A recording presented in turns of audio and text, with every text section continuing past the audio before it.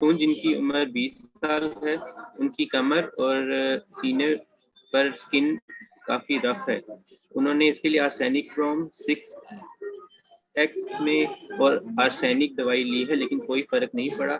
बारीक-बारीक दाने भी हैं, लेकिन अंदर हाँ जी, पस नहीं इसकी है। दवाई आर्सेनिक ब्रोम मैंने बताई थी कि पहले 3X में खाएं, फिर 6X में खाएं कुछ अर्सा, लेकिन उन्होंने शायद खाली आर्सेनिक खाई हो, मुझे नहीं पता।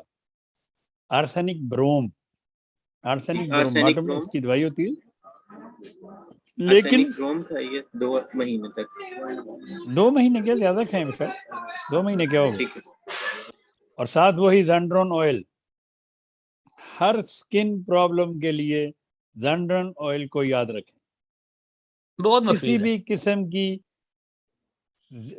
आपको स्किन प्रॉब्लम हो, उस पर लगाएं भी, उसको खाएं भी, तो अल्लाह ताला के फजल से आपको शिफा होगी।